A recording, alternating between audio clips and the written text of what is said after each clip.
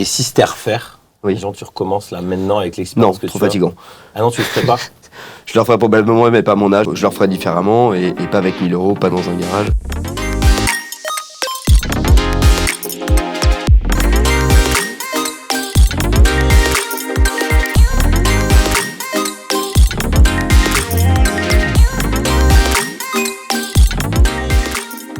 Adrien Gazo est mon invité aujourd'hui. Parti de rien, sans apport, ils font la société Bioculture en 2007, qui emploie aujourd'hui 22 collaborateurs. Dans cet échange, vous allez découvrir un parcours loin des stéréotypes des entrepreneurs venant de grandes écoles ou de start-up qui enchaînent les levées de fonds. Une croissance à la force du poignet, une histoire de résilience et de persévérance. Bonjour Adrien. Bonjour David. Alors pour commencer cet échange, j'aimerais te faire réagir à une citation que j'ai sélectionnée pour toi. Elle est de Napoléon Hills. Patience, persévérance et transpiration forment une combinaison imbattable pour le succès. Qu'est-ce que ça t'évoque ? Ça évoque la réalité de l'entrepreneuriat, où effectivement c'est souvent dans la souffrance et la difficulté. Quoiqu'a priori, il y en a qui ont l'air de s'en sortir un peu mieux que d'autres, mais effectivement, ça sonne entrepreneur. Ouais. Toi, tu as commencé avec rien, C'est ça, dans un garage avec 1200 euros, je crois. à la dure, quoi. À la dure, ouais. Il n'y a pas de moyens, de toute façon, donc il fallait faire avec. Et est-ce que le niveau d'intensité que tu as connu au début est le même aujourd'hui ? Non, depuis c'est maintenant 14 ans que j'ai Bioculture, et depuis 4-5 ans, j'ai une vie qui est un petit peu plus douce. D'accord. Il y a eu, j'ai eu 7-8 années très violentes, où les journées faisaient 14 heures, et les semaines 6 jours sur 7. Et la vie est un petit peu plus cool. Les journées font 8-9 heures. Je suis presque pas dérangé en vacances, presque pas évidemment. La vie, c'est une vie d'entrepreneur un petit peu plus agréable du coup, et on se repose un petit peu sur les acquis de son équipe, les fondamentaux qu'on a mis en place, et c'est bien agréable. En quoi l'Adrien entrepreneur du début, qui a faim, qui donne tout, et l'Adrien d'aujourd'hui, il est différent ? Il est pas différent, il est plus mature. D'accord. On donne tout peut-être au début parce qu'il y a beaucoup à faire, il y a tout à faire finalement, créer une marque, un logo, un site internet, fonder une équipe, planning, etc. Et en fait, il y a la même faim, il y a la même envie, mais on prend peut-être un petit peu plus le temps de réfléchir. On a, en tout cas, on a ce temps de la réflexion qui permet peut-être de gagner aussi du temps finalement. Donc c'est une vision différente, une vision plus mature. C'est vrai que j'ai monté la boîte, j'avais 22 ans, j'en ai 36, donc forcément, on réagit pas pareil à ces deux âges. Et donc voilà, c'est simplement différent, mais il y a toujours cette même envie.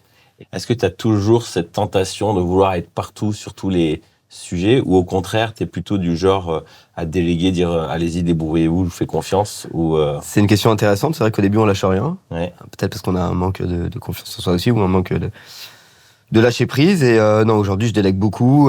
C'est une entreprise qui est très participative, très collaborative. Donc, il y a une confiance absolue dans mon équipe. Alors, effectivement, je continue à avoir un petit regard sur tout. C'est normal. C'est aussi rassurant pour mes équipes. Mais non, il y a une vraie indépendance de mes équipes. Et toi-même, tu as évolué en disant maintenant, je peux faire confiance, j'ai des bons profils avec moi. C'est ce qui me permet d'être là aujourd'hui avec toi et serein. Parce que je sais que la boîte tourne bien. Ça tourne, ouais. Moi, c'est intéressant dans mon parcours.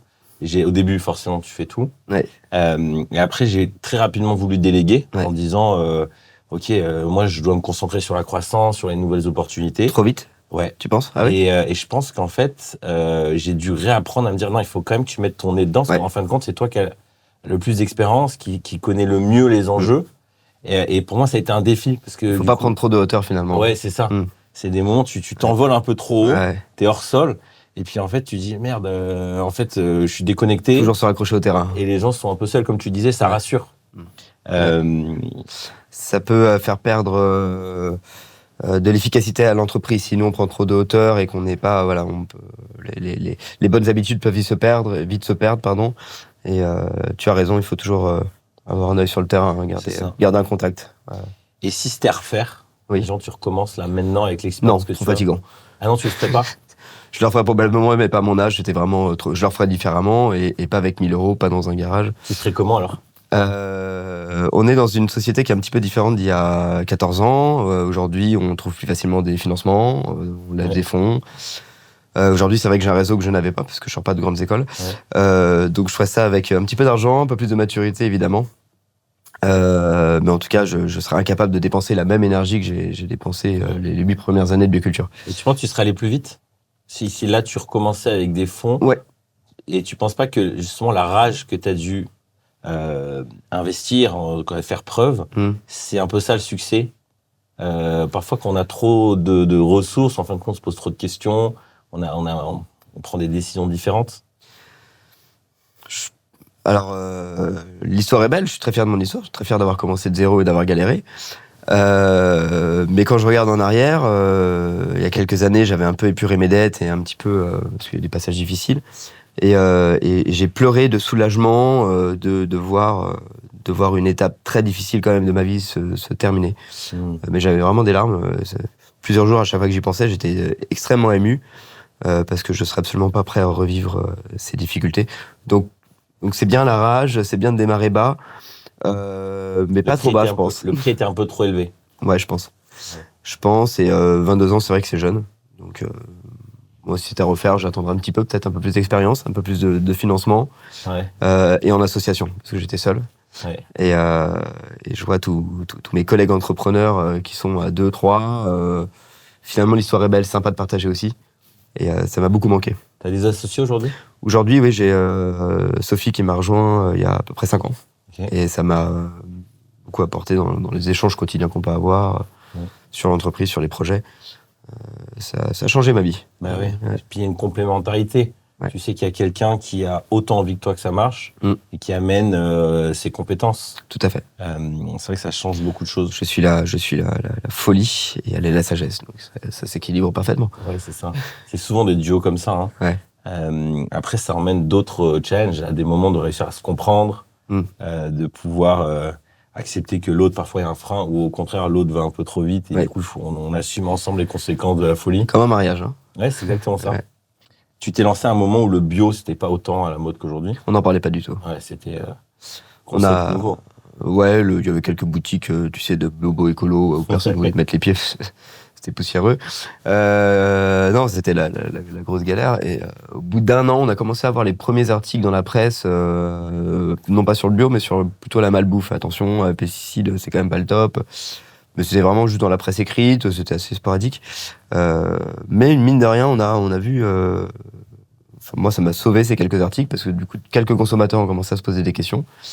Et c'est là, voilà, on a commencé à faire de la croissance et à pouvoir construire une entreprise proprement dit. Parce qu'il y a un peu deux états d'esprit. Il y a ceux qui disent soit le premier avant qu'il n'y ait rien, parce que quand ça va exploser, tu auras déjà géré toutes les merdes, donc tu pourras grandir plus vite.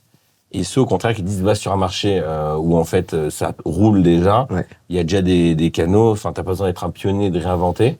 Je pense qu'aujourd'hui, si tu te lançais avec le business que tu as aujourd'hui, ça pourrait le faire ou trop compliqué? Alors, je vois en permanence des sociétés concurrentes qui se montent. Ce que je constate, c'est qu'elles le font avec des moyens énormes, des levées de fonds de quelques millions, des pertes annuelles considérables. Donc aujourd'hui, se lancer, ça coûte très très cher. Alors, est-ce qu'il vaut mieux passer 14 ans à ramer ou est-ce qu'il vaut mieux dépenser des centaines de milliers d'euros comme le font mes concurrents? Je suis content de mon histoire. Ouais. Dans ton parcours, tu as d'abord voyagé. Je crois que c'est Australie, Patagonie. Exact. Et après, tu es revenu, tu t'es lancé. Ouais. Est-ce que tu continues à voyager pour chercher l'inspiration? C'est très frustrant, non. Et alors oui, j'ai continué à voyager, mais quand tu as une entreprise, alors on a la chance de fermer les 3 premières semaines d'août. Mais c'est vrai que ces grands voyages, comme on peut les faire quand on a 20 ans parce qu'on est libre, c'est plus possible. Il y a l'entreprise, aujourd'hui j'ai une petite fille.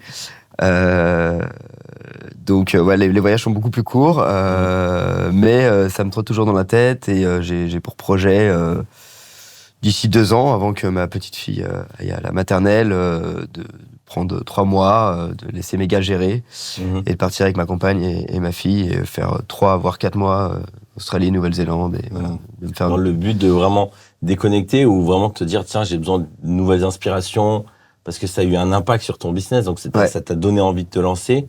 Et le voyage, c'est un super élément. Tout à fait.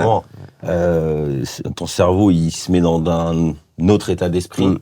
Du coup, là, ça serait vraiment pure déconnexion ou vraiment dans une optique de dire, tiens, je vais aller chercher de nouvelles inspirations? Je crois que ça va de pair, en fait. Le fait de déconnecter et de replonger dans une vie libre, hein, c'est-à-dire l'esprit libre, c'est un peu ce qui nous anime tous en tant qu'entrepreneurs. C'est un peu, on en parlait hier avec des amis. Il faut avoir l'esprit libre, avoir un petit grain de folie. Et effectivement, les voyages le permettent. Le voyage, oublier un petit peu le quotidien, le métro boulot dodo habituel. Et ça donne de l'énergie, de l'inspiration, évidemment, pour l'entreprise et l'entrepreneuriat. Donc, ça va tout à fait de pair. Ouais. Et tu as dit un peu avant que toi, t'étais un peu la folie. T'aimais bien lancer des choses. Ouais. Quelles sont les compétences que tu as dû acquérir pour ton rôle d'entrepreneur qui ont été les plus dures à apprendre? Tu viens de répéter le mot folie, peut-être la modération. Ok. Hein, peut-être se dire, tiens, c'est pas parce qu'on a une idée qu'il faut la réaliser. C'est un peu mon problème. Donc je me suis bien amusé, mais à un moment donné, quand on a trop de projets à gérer, c'est plus possible, surtout quand on a des entreprises de 5-6 personnes, des trop petites structures, avec sans moyens, sans levée de fonds. On peut pas tout faire, donc voilà, c'était peut-être un petit peu mon problème, c'était mieux raisonner, dire, attends, on va réfléchir, est-ce qu'on a le temps, est-ce qu'on a le budget, oui ou non, et voilà. Donc la modération. Donc tu t'es fait un peu une grille dans ta tête à te dire, ok, j'ai une idée folle et je la passe par un certain nombre de questions, d'analyse avant de te lancer, ou ça se fait instinctivement, tu dis bon, une consultation, consulter les sages de l'entourage pour dire que n'importe quoi, Adrien, je pense que là ça va être assez à faire. C'est un peu trop. Un peu trop. Moi je sais que je me suis mis cette règle, c'était un entrepreneur vraiment expérimenté qui me disait ça, laisse couler quelques semaines. Ouais. Tu vois si le truc il grandit, s'il est toujours là, et ensuite travaille bien la manière dont tu vas le présenter. Parce que moi j'avais vraiment cette image toujours avec des idées folles, qui voulait passer à autre chose. Et c'était un peu inquiétant pour les équipes à dire mais en fait il veut passer à autre chose quoi. Il est saoulé. Nous on est au quotidien. Et du coup j'ai à la fois me mettre du temps et ensuite mieux travailler ma manière de présenter. Parce que souvent j'étais là en mode ouais vous en pensez quoi? C'est un très bon conseil hein. Ouais. Complètement. Tu as raison, parce qu'effectivement, des fois, on est dans la folie de l'instant, de vouloir réaliser tout de suite, un peu comme un gamin. Mais effectivement, laisser passer quelques semaines, c'est un très bon conseil, ouais, carrément. Et comment tes collaborateurs proches te décriraient? Si je leur demandais de me parler de toi, ils diraient quoi? Probablement empathique, beaucoup de respect et d'admiration pour mes équipes. Esprit familial. Après, le reste, probablement travailleur, parce qu'ils savent que la chemise a été mouillée de nombreuses fois. Donc on a un respect mutuel total. Et comment tu décrirais aujourd'hui ton style de leadership ou de management dans la boîte? Plutôt paternel. Ok. Concrètement, ça voudrait dire quoi? C'est l'esprit familial, c'est quand il y a une bêtise, dire comment on fera pour la prochaine fois pour l'éviter. C'est l'analyse, la discussion. On fait par exemple les recrutements ensemble. On discute en permanence des nouveaux arrivants pour voir ce que chacun en pense à tous les échelons de la boîte. Donc c'est vraiment l'esprit familial qui domine. Un petit peu ce qu'on pourrait appeler l'entreprise libérée, où chacun participe aux décisions et on est vraiment un type de management horizontal. D'accord. Et ça... Alors moi, j'ai beaucoup entendu parler de ce concept. Ouais. La collaboration, c'est sûr que c'est un élément qui me parle beaucoup. Ça n'empêche pas le leadership. Ouais, c'est ça. Faut pas l'oublier. Tu m'as vu venir. Ouais, évidemment, mais je suis entièrement d'accord avec ça. Il faut un patron, il faut un chef, il faut un meneur, il faut quelqu'un qui tranche aussi. À un moment donné, on tourne en rond. Mais ça n'empêche pas la discussion et les échanges et ça permet d'ailleurs de mieux faire passer aussi un nouveau projet, parce que quand les employés en ont entendu parler pendant plusieurs semaines, qu'on a échangé les points positifs, les points négatifs, quand le projet arrive à maturité et qu'on va pour le réaliser, c'est déjà ancré chez tout le monde. Donc c'est un facilitateur de nouveaux projets en entreprise également, de management. Mais ça n'empêche pas le leadership. C'est ça, c'est toujours une tension. J'aime bien utiliser cette image de vraiment de la tension, un peu comme c'est dans le kitesurf, t'as vraiment la voile qui tire, puis t'as le surfeur qui tire dans l'autre sens, et en fait t'avances parce que t'as de la vision, t'as de la folie, ou alors ça peut être de la collaboration, et en même temps t'as quelqu'un derrière qui tire. Donc le saint équilibre entre demander l'avis des gens, les embarquer, et à un moment il faut quand même quelqu'un qui tranche, qui dit bon les gars là on fonce. C'est toujours, il n'y a pas de recette magique en fait, on est constamment dans chaque situation en train de s'adapter. Une entreprise, c'est la gestion de l'humain avant tout. Hein. Ouais. La gestion de l'humain, c'est ce qu'il y a de plus merveilleux et de plus compliqué. De toute façon. Donc, on a tous se supporter les uns les autres. C'est exactement S'aimer, ça. se supporter. J'ai un mentor à qui j'aime bien poser des questions un peu naïves, un peu de padawan qui vient. Et une fois, je lui pose cette question, c'est quoi le rôle du CEO? Lui, il a une très très grosse boîte, donc ça m'intéressait d'avoir son regard. Et sa réponse a été assez marrante. Il me dit, il faut que tu sois un pro de la GDM. Je dis, bon, forcément, c'est quoi la GDM? Il me dit, la gestion des merdes. Quelles sont les merdes que tu gères aujourd'hui? Alors aujourd'hui, par exemple, Ouais. ce matin, on m'a appelé parce qu'on m'a commandé 300 kilos de panais. Mais finalement, il en fallait que 150. Ok. Tous mes gars, ce matin, étaient complètement dans le jus parce que on fait des paniers bio en entreprise, notamment. Et ils sont en train de repartir, curieusement, tout d'un coup, alors qu'il y avait une grosse baisse depuis le Covid. Tout ce qui est entreprise, évidemment, les consommations ont chuté. Donc ce matin, ils sont complètement dans le jus. Donc j'ai passé une partie de ma matinée au téléphone à essayer de les accompagner au mieux à distance. Donc en fait, chaque fois qu'on part, quand on est entrepreneur, on est jamais vraiment tranquille, évidemment.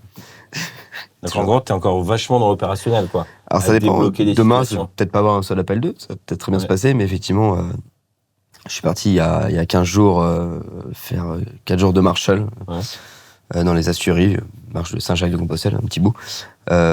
Effectivement, il y a eu 2 jours où il y a eu des problèmes sur le site internet ne fonctionnait pas.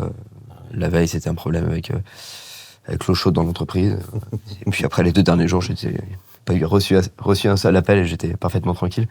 Voilà, mais effectivement, la gestion des merdes, pour être vulgaire et quotidienne. Hein, mais Donc t'as fait 4 jours de marche tout seul. ouais. C'était, si c'est pas indiscret, c'était quoi l'objectif pour toi de vivre ça? Alors, je te replonge 6 ans en arrière. J'étais en difficulté financière assez importante. J'avais moins 250 000 euros au bilan. L'entreprise faisait 700 000. Il n'y avait pas la rentabilité à l'époque. On a des charges fixes un peu trop grosses. Je devais beaucoup de mois de loyer à mon propriétaire. On s'entendait, on communiquait, hein, mais c'était quand même très, très, très pesant. Et quand mon associé m'a rejoint, voilà, il a mis un petit billet pour prendre des parts de bioculture. Donc j'ai eu un premier soulagement et je lui ai dit, écoute, Sophie, si tu me l'autorises, il faut vraiment que je parte là, prendre l'air, parce que c'était trop difficile. Et je suis parti 4 semaines faire Saint-Jacques-de-Compostelle, donc c'était du Puy-en-Velay jusqu'à Moissac. Ça représente à peu près 450 km.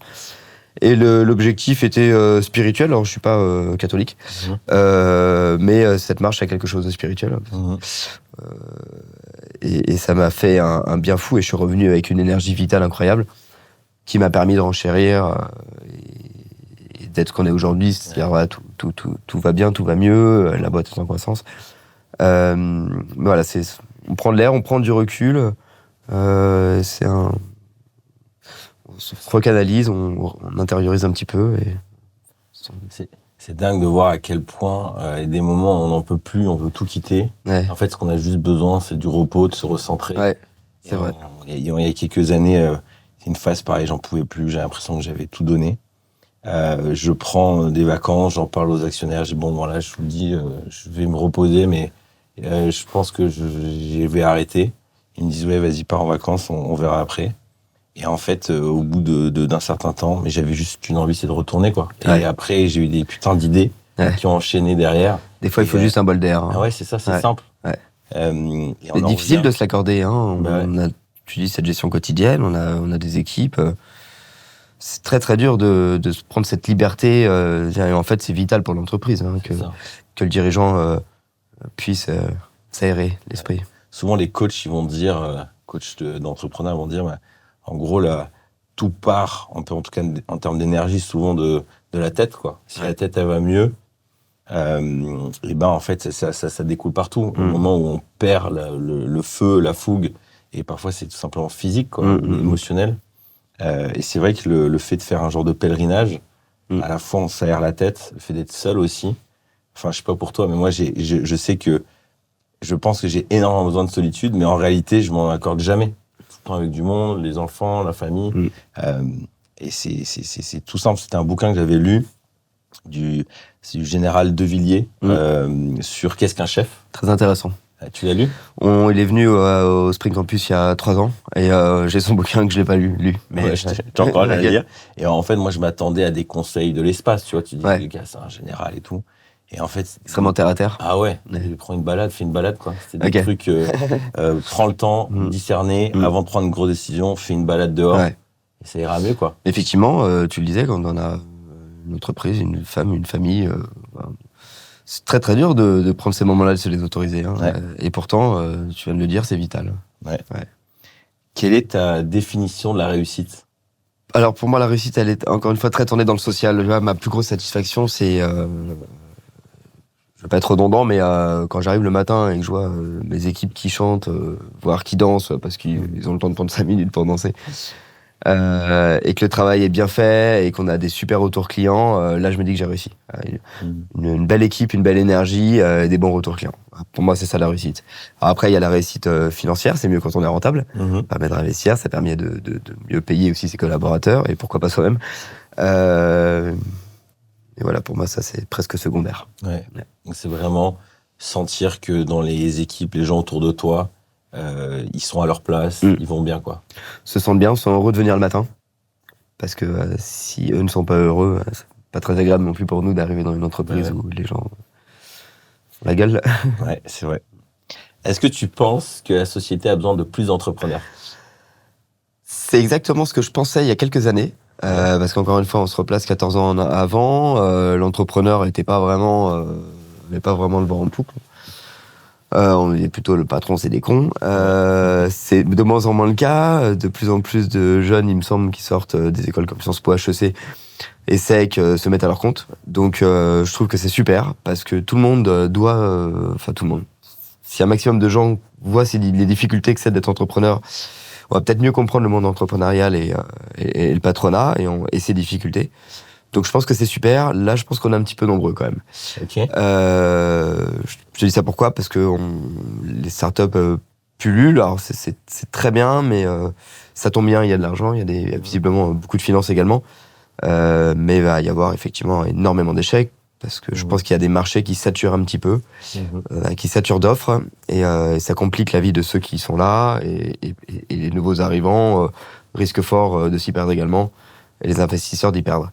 Donc c'est une société entrepreneur, oui, il faut qu'on soit tous entrepreneurs, peut-être dans nos actions quotidiennes. Est-ce qu'on va tous monter des boîtes? Peut-être pas. C'est une bonne remarque, c'est vrai que c'est devenu une grosse mode. Devenir entrepreneur, c'est presque un but. Je comprends, c'est un peu le Graal de la liberté, finalement. Je vais être à mon compte, génial, trop bien, effectivement, il y a plein de bons côtés. Mais ça fait aussi beaucoup de déçus, je pense. Moi, ce que je me demande, c'est l'entrepreneur, on l'a dit avant, c'est celui qui gère des merdes, qui fait preuve de pugnacité, il lâche rien. Mais si c'est trop facile, en fait, tu développes pas. Il y a un peu une genre de sélection naturelle. Dans la difficulté qui se met en place. Et je trouve que c'est une tension de dire on veut encourager l'entrepreneuriat, mais en même temps, l'entrepreneur qui va tenir dans le temps, il doit se battre, quoi.